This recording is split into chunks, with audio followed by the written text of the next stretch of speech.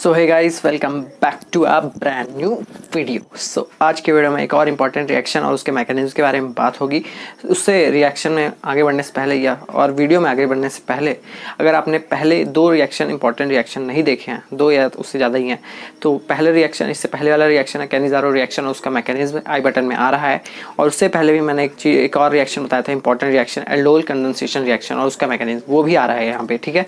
और एक और रिएक्शन है जो कि मतलब जिसका मैकेनिज्म थोड़ा सा अटपटा है, पर अगर आपको वो आ जाए तो बढ़िया है, अगर एग्जाम में आता है तो आपके लिए फ़ायदेमंद होगा। तो वो है पर्किन रिएक्शन, वो भी आई बटन में आ रहा है। ये तीनों रिएक्शन को चेक कर लेना, आई बटन में आ रहे हैं।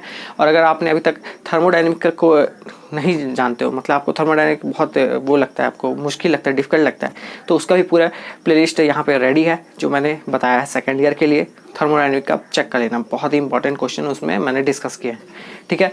तो आज के रिएक्शन बढ़ते हैं। आज के रिएक्शन का नाम है नोवेंजल रिएक्शन, उसका मैकेनिज्म बताऊंगा, ठीक है। पहले बढ़ेंगे रिएक्शन की तरफ, फिर बढ़ेंगे मैकेनिज्म की तरफ। अगर आपको ये वाला वीडियो अच्छा लगे तो इसको लाइक कर देना, चैनल को सब्सक्राइब करते हुए जाना, बेल आइकन कॉल पे सिलेक्ट कर देना, और अपने एक दोस्त के साथ जरूर शेयर करना ये वाला वीडियो, ताकि उसकी भी हेल्प हो और आपको भी पुण्य मिले, ठीक है गाइस। बिना किसी देर करते हैं वीडियो को रिएक्शन की तरफ, देखते हैं आखिर रिएक्शन में होता क्या है, फिर उसके बाद हम देखेंगे कि इसका मैकेनिज्म क्या है, ठीक है। तो पहले देखो, ये है एसिटाल्डिहाइड, ठीक है, और ये है एक्टिव मिथाइल ग्रुप। तो ये दोनों आपस में रिएक्ट करते हैं किसके प्रेजेंस में? In the presence of pyridine. Pyridine क्या होता है? एक ऑर्गेनिक बेस होता है जिसके पास एक एक्स्ट्रा लोन पेयर रहता है। मतलब बेस का काम ही रहता है एक लोन पेयर डोनेट करना, ठीक है। और वो कहाँ डोनेट करता है? यहाँ पे एक्टिव मिथाइल ग्रुप के पास, ठीक है। तो वो हम अभी देखेंगे। फिर उसके बाद क्या होता है, जैसे ये इसके साथ रिएक्ट करता है पायरिडीन एक्टिव मिथाइल ग्रुप और एसिटाल्डिहाइड के साथ, तो हमारा एक अनसैचुरेटेड वो बनता है कंपाउंड, ठीक है। फिर उस अनसैचुरेटेड कंपाउंड का हम जैसे ही हाइड्रोलिसिस करते हैं, मतलब जैसे ही उनमें वाटर ऐड करते हैं, तो हमारा बन जाता है क्रोटोनिक एसिड, ठीक है। बस इतना ही है रिएक्शन। अब देखते हैं कि इसका मैकेनिज्म क्या है। आपको अभी तक समझ में नहीं आया होगा, तो चलो बढ़ते हैं मैकेनिज्म की तरफ। तो बढ़ते हैं मैकेनिज्म की तरफ। तो पहला जो यहाँ पे स्टेप है मैकेनिज्म का, वो है बेस से स्टार्ट होता है, ऑर्गेनिक बेस। तो पायरिडीन की जगह मैंने और उसके फॉर्मूला की जगह मैंने सिर्फ बी लिखा है, तो आप कंफ्यूज मत होना। और बेस के ऊपर हमेशा रहता है एक इलेक्ट्रॉन पेयर, ठीक है, लोन पेयर जिसको बोलते हैं। एक लोन पेयर रहता है जो कि डोनेट करने के लिए एकदम तत्पर रहता है। बेस का डिफाइन यही होता है कि substance which donate a pair of electron, ठीक है, और या फिर which has a lone pair, ठीक है।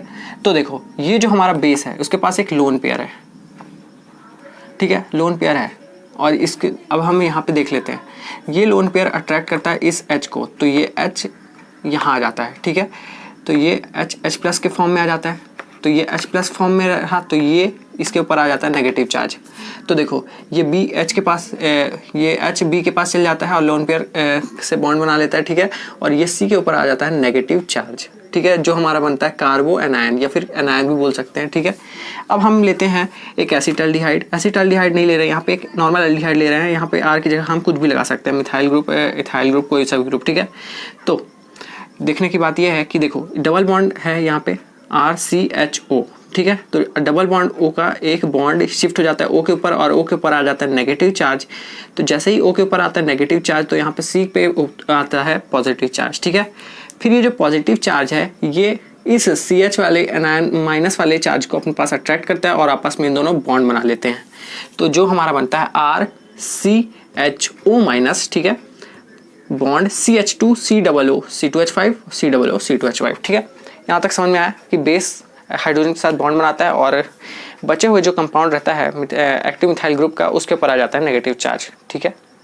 फिर उसके बाद क्या होता है, फिर ये हमारा एल्डिहाइड में बॉन्ड का शिफ्टिंग होता है, तो उसमें एल्डिहाइड वाले पार्ट में C में आ जाता है पॉजिटिव चार्ज और इसमें आ जाता है O में नेगेटिव चार्ज। फिर ये C का positive charge methyl group, active methyl group के नेगेटिव चार्ज को अपने पास अट्रैक्ट करता है और आपस में इन लोग बॉन्डिंग कर लेते हैं। अब उसके बाद देखते हैं क्या होता है। उसके बाद होता ये है कि हमारा जो बेस रहता है फर्स्ट स्टेप में, जो हमने BH निकाल दिया रहता है अलग से, तो वो BH का हम लास्ट बार यहाँ पे यूज़ करते हैं, ठीक है। कैसे यूज़ करते हैं, हम BH को लेते हैं, ठीक है, और जो हमारा जो बना था कंपाउंड, उसके साथ हम उसका रिएक्शन कराते हैं। तो देखो, तो BH वाला जो हाइड्रोजन है वो ऑक्सीजन के पास ज़्यादा अट्रैक्ट होता है एज़ कम्पेयर टू ये वाले बेस के पास, ठीक है।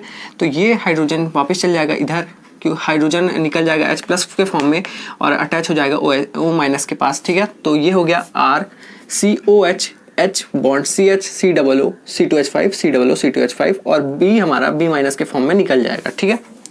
अब उसके बाद क्या होता है, हम इस कंपाउंड से वाटर को हटाते हैं, ठीक है।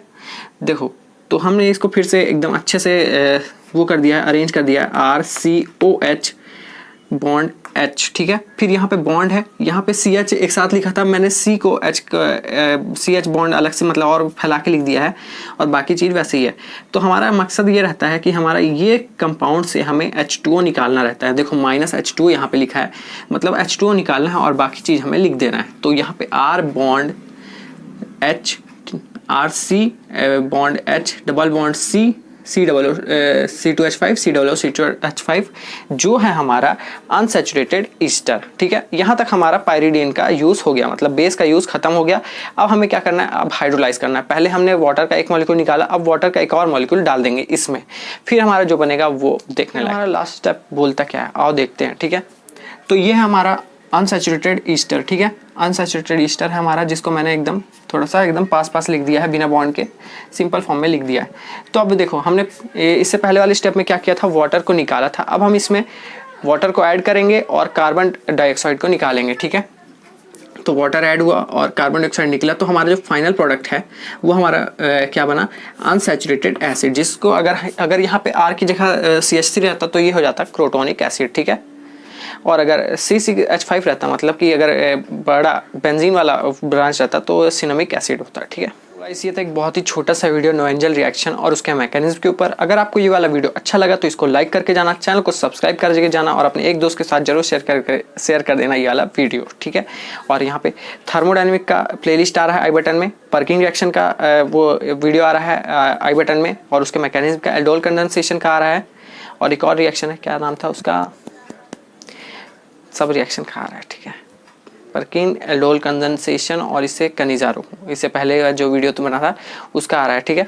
पूरा देख लेना, बहुत ही इंपॉर्टेंट है तीनों टॉपिक। और थर्मोडायनेमिक का जो प्लेलिस्ट है उसको देख लेना, बहुत ही स्कोरिंग है, यूनिट 1 आपको पूरा कवर हो जाएगा। थर्मोडायनेमिक का पार्ट 2 जल्दी आने वाला है, ठीक है। उसकी टेंशन मतलब वो मेरे ऊपर छोड़ दो, ठीक है। मिलता है नेक्स्ट वीडियो में, टिल देन बाय बाय।